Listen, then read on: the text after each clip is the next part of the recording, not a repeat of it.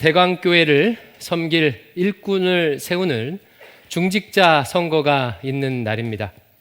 이번 선거를 통해서 주님의 몸된 교회를 신실하게 섬길 일꾼들이 세워져 교회가 더욱 건강해지기를 주의 이름으로 축원합니다.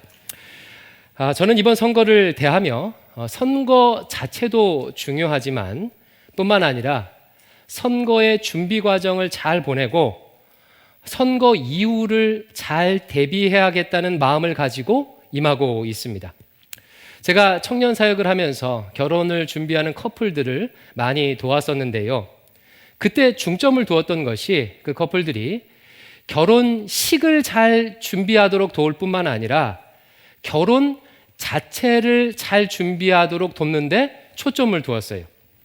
일반적으로 결혼을 준비하는 커플들은 결혼식 준비에 에너지를 많이 씁니다. 그러다 보니 정작 결혼 자체를 준비하지 못하는 경우가 많습니다. 집을 구하고 살림을 장만하고 결혼식을 잘 준비하면 결혼 준비가 되었다고 여기는 것이지요. 그러나 한번 생각해 보십시오. 결혼식과 살림 장만은 그야말로 하나의 통과 의례고 환경의 준비일 뿐 아니겠습니까? 행복한 결혼을 위해서는 결혼하는 당사자 두 사람이 함께 가정을 꾸릴 수 있도록 보다 근본적인 준비가 필요합니다.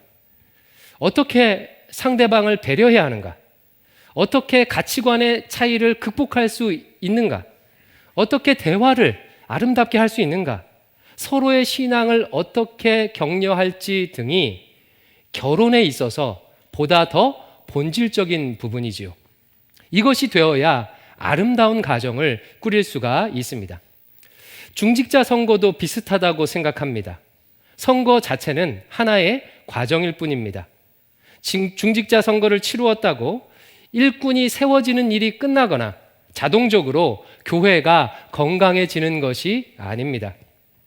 선거를 치르는 과정에서 교회가 하나 되는 것, 성도들이 관심을 가지고 함께 이 일을 위해서 열심으로 기도하는 것, 선거 이후에 뽑힌 사람들을 잘 훈련시켜서 적절하게 세우는 것이 더 중요하겠지요. 이에 오늘은 앞으로 세워질 중직자와 이미 세워진 중직자, 그리고 삶의 다양한 영역에서 헌신하고 있는 사명자들을 위해서 어떻게 사명자로 살아야 하는지를 설교하려고 합니다.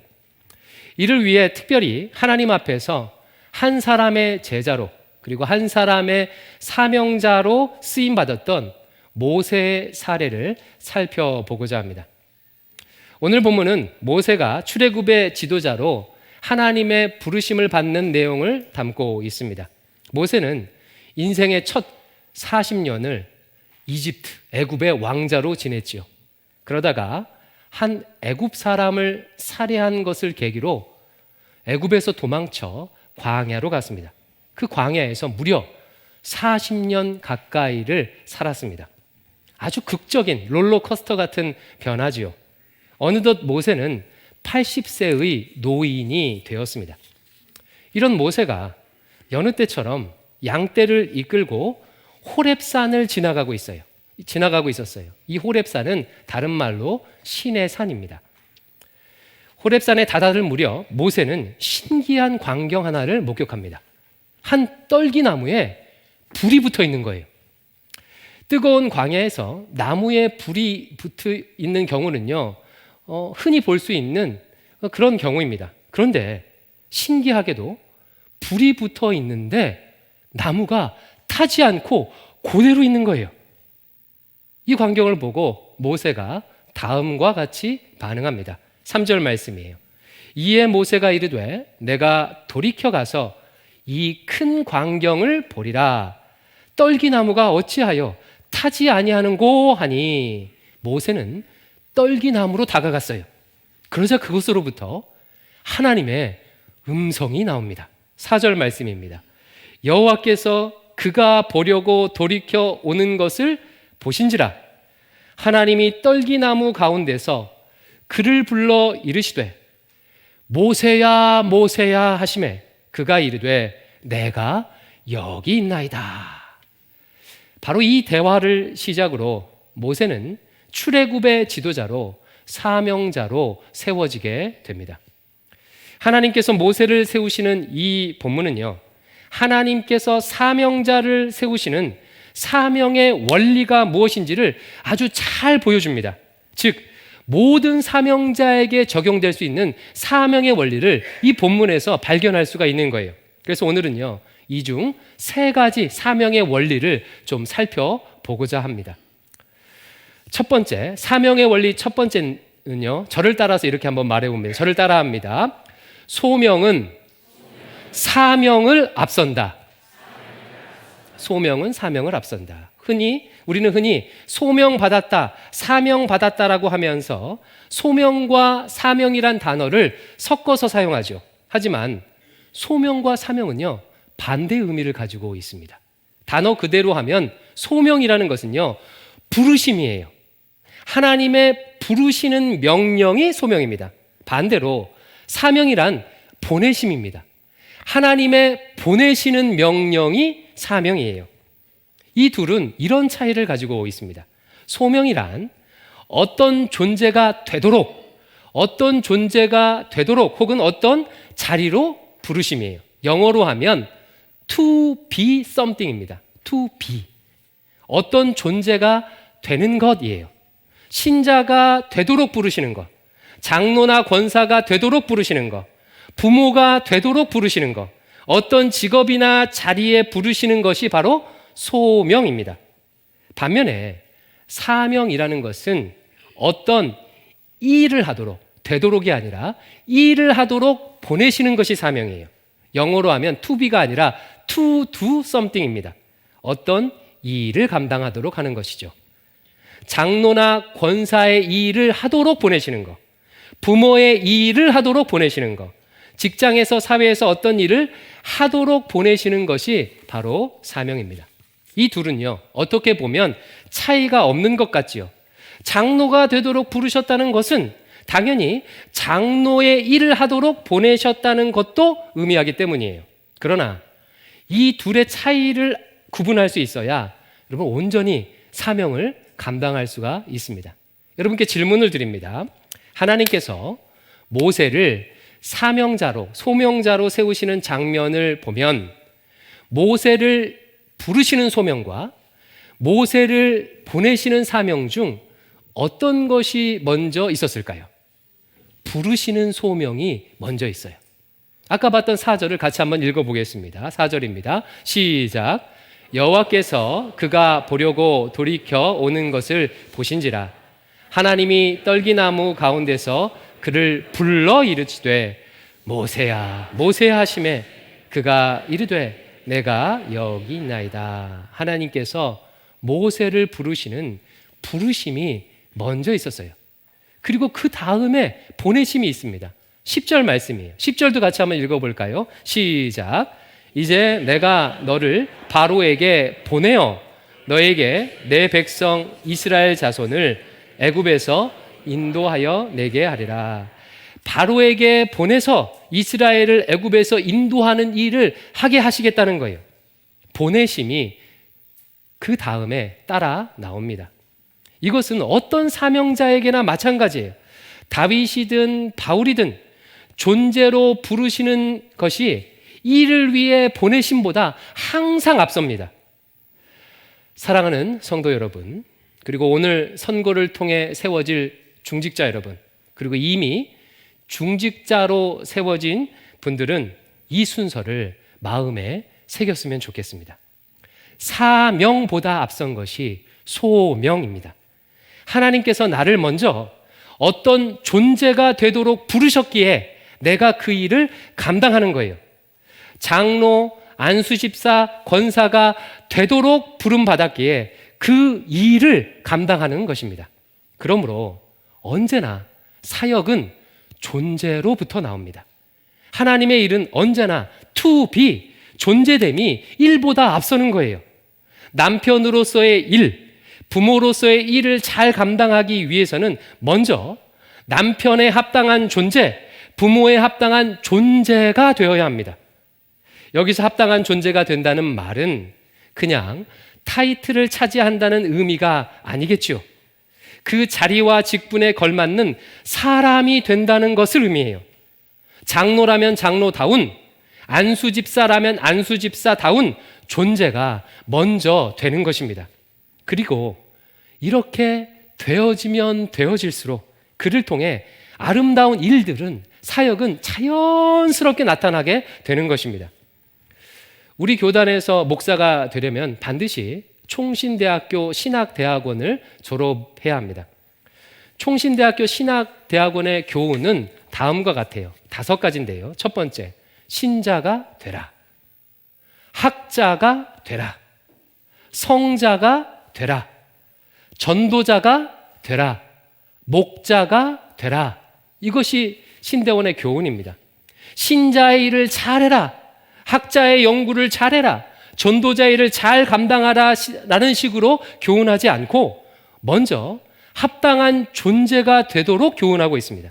왜냐하면 합당한 존재가 되어야 그 일을 잘 감당할 수 있기 때문입니다. 따라서 이번에 중직자로 세워지실 분들은 일하기에 앞서서 먼저 그 직분에 합당한 존재가 되는데 관심을 두시기 바랍니다. 먼저 성화를 이루는데, 먼저 예수님을 닮는데 힘을 쓰시기 바라요. 그러면요, 사역은요 자연스럽게 이루어지게 돼 있어요. 일은 하나님이 하시기에 내 존재가 예수님을 닮게 준비만 되면요 자연스럽게 좋은 열매는 나타나게 되어 있는 것입니다. 다른 사명들도 다 마찬가지예요. 먼저 예수님을 닮은 부모, 예수님을 닮은 남편, 예수님을 닮은 아내가 되면 부모의 일, 남편의 일, 아내의 일을 잘하게 되는 것입니다. 그러니 일에 우선적으로 초점 맞추지 마시고 존재됨에, 예수님을 닮는데 먼저 초점을 맞추시기 바랍니다. 이게 첫 번째예요. 두 번째, 사명원리 두 번째를 보겠습니다. 또 저를 따라합니다. 부르시고 보내시는 분은 하나님이시다. 이것도 정말로 중요한 원리죠. 여러분, 왜 하필 하나님은 모세를 출애굽의 지도자로 세우셨을까요? 인간적으로 보면 이렇게 생각할 수가 있습니다. 모세는 대제국 애굽에서 왕자로 있으면서 40년 동안 학식과 문물을 배웠다. 그리고 광야 생활도 40년 동안이나 경험했다. 그러니 모세는 그럴 만한 자격이 있다라는 식으로 생각할 수가 있습니다. 하지만 이런 자격 조건으로 따진다면 계속해서 질문이 생기게 돼요. 하나님은 마른 막대기를 통해서도 일하시는 분인데 꼭 그런 인간의 능력이, 재능이 선행되어야만 하는 것인가? 인간의 능력이 필요하다면 모세와 같은 학식과 지식, 능력을 갖춘 사람이 모세밖에는 없는가? 등의 질문이 꼬리에 꼬리를 물고 생기게 됩니다.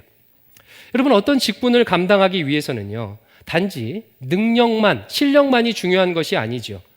그 일을 감당하고 싶은 열정, 그 일을 감당하기 위한 의지가 어쩌면 더 중요해요. 실력과 능력이 아무리 출중해도 그 일을 하기 싫고 그 일을 할 의지도 없으면요, 좋은 열매가 나타날 수가 없습니다. 이런 의미에서요, 모세는요, 빵점이에요. 하나님께서 모세를 사명자로 세우려고 하니까 모세가 하나님께 이렇게 말합니다.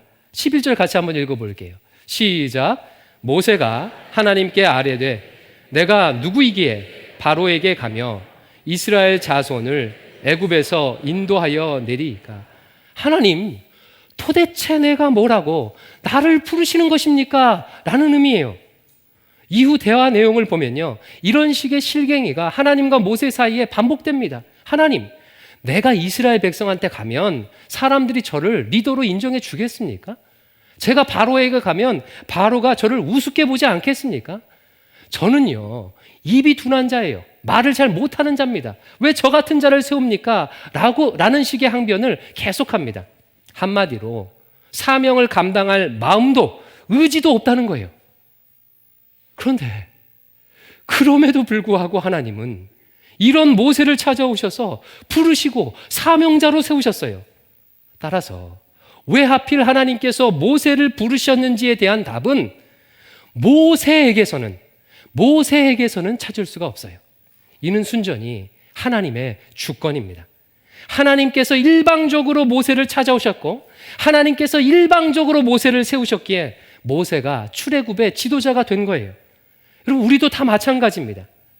제가 왜 대강교회 시무 목사로 사역하고 있지요? 인간적으로만 보면요, 적절한 스펙을 쌓았고 청빙 과정을 통과했고 성도들의 지지를 받아서 되었다고 말할 수 있겠지요. 하지만 한 번 더 생각해 보면요, 하나님의 부르심이라고 밖에 말할 수가 없어요. 만약에 한국에서 태어나지 않고 미국에서 태어났다면 어떻게 됐겠습니까? 만약에 제가 유학 중에 아버지가 돌아가시지 않고 계속해서 학업을 이어가서 교수가 되었으면 또 어떻게 되었을까요? 수많은 변수들, 대광교회와 제 인생에 있을 수많은 변수들 중에서 단 한 가지만 어긋나도 저는 이 자리에 설 수가 없습니다. 능력을 생각해 봐도 그렇습니다. 물론 외모로만 따지면 저 같은 사람을 어디서 발견하기가 어렵겠지만 실력과 능력으로 하면요, 저보다 뛰어나고 설교를 잘하고 인격이 훌륭한 사람이 여러분 얼마나 많겠습니까? 제가 지금 이 자리에 서서 대광교회의 목회자로 사명을 감당하는 것은 전적인 하나님의 부르심입니다. 왜 하필 나인지는요, 천국에 가야만 알 수 있는 거예요. 모든 사명자로 세워지신 분들, 이미 사명자로 사역하고 계신 분들, 각자의 영역에서 사명을 감당하는 분들도 마찬가지입니다. 부르시는 분이 하나님이심을 기억하시기 바랍니다. 이 원리를 잃어버리게 되면요, 사명을 잘 감당할 수가 없어요. 때로는 시험에 들 수가 있습니다. 아마 오늘 투표가 마감되면 어떤 분은 중직자가 되고 어떤 분은 중직자가 되지 않겠죠. 부르신 분이 하나님이시라고 확실히 믿는다면 된 분이든 되지 않은 분이든 하나님의 뜻으로 알고 그냥 그대로 순종하면 됩니다. 되신 분들은 직분의 역할대로 대광교회를 위해서 더욱 힘써 일하시면 되는 거예요. 되지 않은 분들은 지금은 잠시 기다리라는 사인으로 알거나 아니면 현재의 직분에서 충성하라는 뜻으로 알거나 혹은 다른 인도하심이 있으므로 받아들이면 되는 것입니다. 조금 전 말했듯이 자격이 있어서 하나님이 부르시고 자격이 미달돼서 안 부르시는 것이 아니에요. 인간의 어떠함이 하나님의 부르심의 기준이 아닙니다. 우리가 다 알 수 없는 하나님의 은혜의 경륜이, 우리가 알 수 없는 은혜의 경륜이 우리를 인도하는 것입니다.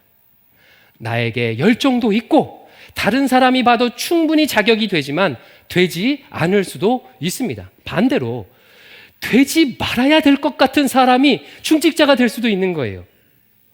인간적으로 보기에는 이것이 부조리하고 불합리해 보이지만 하나님께서 어떤 식으로 어떤 방향으로 인도하실지 우리는 다 알 수가 없어요. 충분한 자격이 되지만 안 되신 분들에게는 반드시 하나님의 인도하심이, 나름의 인도하심이 있을 것입니다. 반면 되지 말아야 할 사람이 되므로 선한 결과가 나올 수도 있는 거예요. 그런 분들이 됐는데 막 문제를 일으켜요. 그래서 교회가 머리를 싸매고 이 선교 제도를 더 건강하게 개편하는 계기가 될 수도 있는 거예요. 미시적으로 보면 불합리하지만 거시적으로 눈을 높이 들어서 하나님의 시선으로 보면 이것이 선한 인도하심일 수 있다는 것입니다. 혹시 안 되더라도 그동안의 수고가 인정받지 못했다고 생각할 필요도 없지요. 우리의 상급은요, 이 땅에서 인정받고 사람들에게 인정받는 것이 아닙니다. 하나님 앞에서 한 모든 수고는 소자에게 물 한 그릇 대접한 것까지도 하나님께서 기억하고 갚아주시겠다고 약속하셨습니다. 반드시 하나님의 때에 하나님의 방식으로 갚아주시고 격려해 주실 거예요. 과거 선거와 이번 선거를 비교할 필요도 없습니다. 아이고, 지난번이 아니라 이번에 나갈 걸 이라는 생각은 내가 통제할 수 없는 것에 대한 후회예요. 이것은 마치 이렇게 될 줄 알았으면 60년대에 태어나지 말고 80년대에 태어날 걸 라고 하는 것과 같은 내 한계를 벗어난 생각입니다. 그저 하나님의 때에 하나님의 인도하심이 있음을 믿음으로 받고 그냥 순종하면 되는 거예요. 후보자들의 나이도 마찬가지입니다. 나이가 많은데 되었거나 아니면 나이가 적은데 되었다면 그 나름대로 하나님의 인도하심이 있는 거예요. 모세는 80세의 부름을 받았습니다. 그리고 예수님의 어머니 마리아는 불과 12~13살의 나이에 예수님을 잉태하고 초등학교 5, 6학년의 나이에 예수님을 잉태하고 예수님을 낳았습니다. 나이는 항상 인간의 우리의 고려사항이지 하나님의 고려사항이 아니에요. 물론 그렇다고 우리의 실수나 잘못까지 하나님의 핑계를 대면서 얼렁뚱땅 넘어가서는 안 되겠지요. 후보의 선정, 선거의 방식, 과정 등에서 부족한 부분이 있다면 똑같은 실수를 반복하지 않도록 개선해야 할 것입니다. 저도 이 부분에 대해서 마음을 많이 쓰고 있습니다. 그러나 사명자 개개인은 모든 결과와 과정에 있어서 하나님의 앞에 겸손히 하나님의 부르심에 순종하면 되는 것입니다. 마지막으로 세 번째 원리입니다. 이것도 저를 따라해 보겠습니다. 하나님의 부르심은 살리기 위한 부르심이다. 예, 하나님의 부르심은 언제나 살리기 위한 부르심입니다. 하나님께서 모세를 부르시기 전까지 여러분 모세는 그 광야에서 어떤 삶을 살았을까요? 성경이 정확하게 말하지 않지만 충분히 추측할 수가 있어요. 아까 읽었던 11절에 보면 모세는 자신을 부르는 하나님을 향해서 내가 누구이기에 바로에게 갑니까? 도대체 내가 누구이기에 나를 부르십니까? 라고 말했어요. 내가 누구이기에. 이를 통해 모세의 상태를 가늠해 볼 수 있죠. 모세는 지난 40년 그 광야에서 자기 자신을 잃어버린 삶을 살았던 거예요. 애굽의 왕자였다는 타이틀은 자랑거리가 아니라 숨기고 싶은 기억이었을 거예요. 모세가 살인한 것을 드러낸 사람은요, 자신의 동족 이스라엘 백성이었습니다. 애굽 사람들에게는 살인자라는 낙인이 찍혔고 자신의 동족들에게는 배신을 당했으니 그가 받았을 상처와 아픔은 이루 말할 수 없었을 것입니다. 모든 것을 체념하고 그냥 양을 치며 있는 듯 없는 듯 40년을 자연인으로 있었겠죠. 살아있지만 살아있지 않은 것 같은 삶이었습니다. 인간은요, 존재감을 잃어버리는 순간 삶의 의미와 이유도 동시에 잃어버립니다. 내가 이렇게 존재하는데 아무도 나에게 관심을 가져주지 않을 때 깊은 좌절과 상실과 외로움을 느끼게 되는 거예요. 하나님은요, 그런 모세에게 찾아와 모세의 이름을 불러주셨어요. 모세야, 모세야. 마치 지난 40년, 아니 지난 80년 동안 내내 함께 있었던 것처럼, 마치 어제도 만났던 것처럼 모세의 이름을 살갑게 불러주셨습니다. 모세야, 모세야. 여러분, 누군가가 나에게 전화해서 안부를 물어봐 주거나 함께 밥 먹자고 하거나 만나자고 하면 여러분 좋지 않습니까? 누군가에게 나에게 관심을 가져주고 내 이름을 불러주면요, 우리의 인생에요 생기가 돌아요. 존재감이 느껴집니다. 하나님은 모세를 부르심으로 모세에게 생명을, 삶을 부여하셨습니다. 아무도 알아주지 않는 존재를 가장 위대한 사명자로 세워주셨어요. 부르심은 이처럼 생명을 지향합니다. 하나님의 부르심은 살리기 위한 부르심이에요. 뿐만 아니라 하나님은 모세에게 생명을 살리기 위해 모세를 파송하시고 보내셨죠. 9절과 10절 말씀을 같이 한번 읽어보겠습니다. 9절 10절이에요. 시작. 이제 가라. 이스라엘 자손의 부르짖음이 내게 달하고 애굽 사람이 그들을 괴롭히는 학대도 내가 보았으니 이제 내가 너를 바로에게 보내어 너에게 내 백성 이스라엘 자손을 애굽에서 인도하여 내게 하리라. 하나님께서 모세를 왜 바로에게 보내셨다고요? 바로에게 압제를 받으면서 죽어가고 있는 이스라엘 백성을 살리기 위해서, 구원하기 위해서 모세를 보내셨다는 거예요. 그러므로 모세의 사명은 살리는 사명입니다. 이처럼 하나님의 부르심은요, 언제나 살리는 데 있다는 것을요, 명심하시기 바랍니다. 사명자는요, 누구를 만나든지, 어떤 상황이 있든지, 어떻게 하면 저 사람을 살릴까? 어떻게 하면 이 교회를 살릴까? 어떻게 하면 이 찬양대를 살릴까? 어떻게 하면 이 교육부서를 살릴까? 어떻게 하면 내 가정을 살릴까를 고민하며 사역하는 자가 진짜 사명자입니다. 반대로 사탄의 일은 죽이는 일이에요. 정죄하는 일입니다. 하나님과 인간을 멀어지게 해서 생명을 잃어버리게 만들어요. 그래서 사탄은요, 검사의 역할을 아주 잘해요. 무엇이 잘못되었는지를 지적하고 들춰내는 것이 사탄의 전공입니다. 하나님의 부름받은 사명자의 사명의 일은요, 검사의 일이 아니에요. 변호사의 일입니다.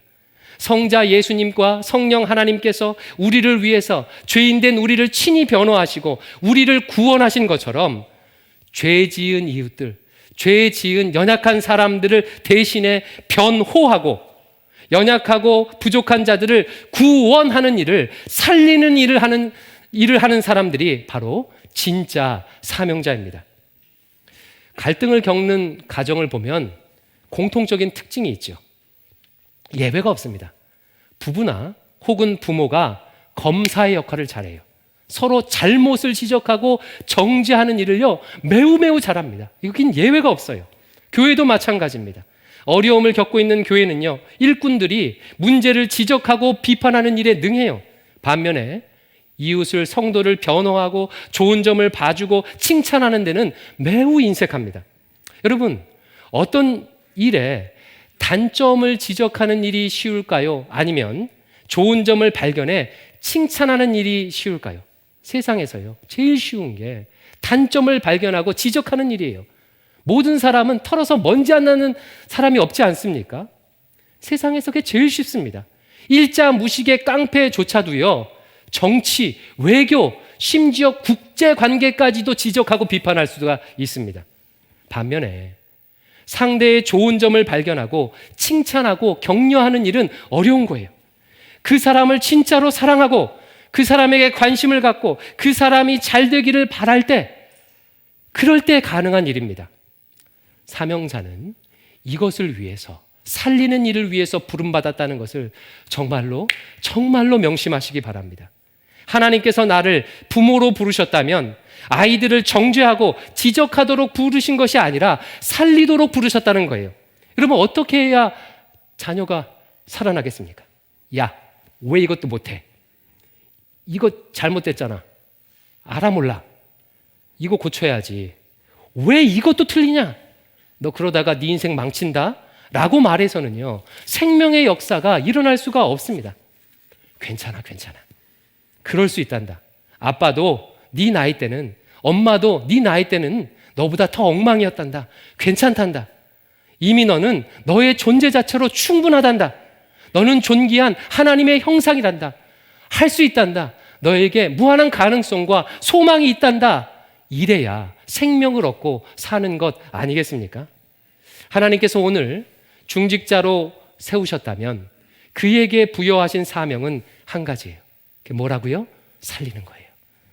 예수 생명이 성도들에게 충만하게 나타나도록, 성도들이 교회에서 자신의 존귀함을 발견할 수 있도록, 이 교회가, 대강교회가 사람을 살리는 교회가 되도록 부르신 것임을 기억하시기 바랍니다.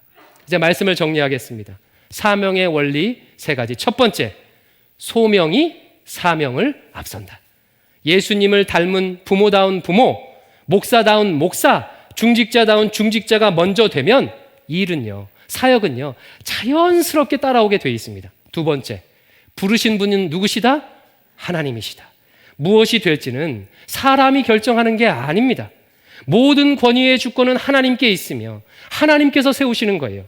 그러니 부모가 되었든 싱글로 살든 부장님이 되었든 이사가 되었든 중직자가 되었든 집사로 있든 하나님의 부르심을 믿고 그냥 따라가시기 바랍니다. 마지막으로 3번째, 하나님의 부르심은 무엇을 위한 부르심이다? 살리기 위한 부르심이다. 하나님의 부르심은 나를 살리는 부르심인 동시에 살리는 일로 보내시는 부르심입니다. 그러므로 어디에 있든 무엇을 하든지 누구를 만나든 검사가 되려고 하지 마십시오. 변호사가 되십시오. 어떻게 하면 저 사람을 살릴 수 있을까라는 관점으로 이웃과 성도를 보며 사역하시기 바랍니다.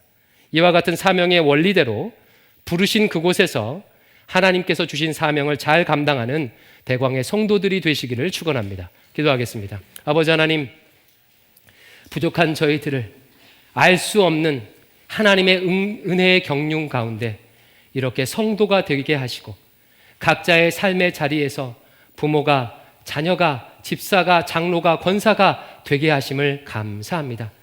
되게 하신 그 하나님의 뜻을 쫓아서 먼저 예수님을 닮게 하시고 어디를 가든지 사람을 살리는 사명을 감당하도록 인도해 주시옵소서. 예수님 이름으로 기도드립니다. 아멘.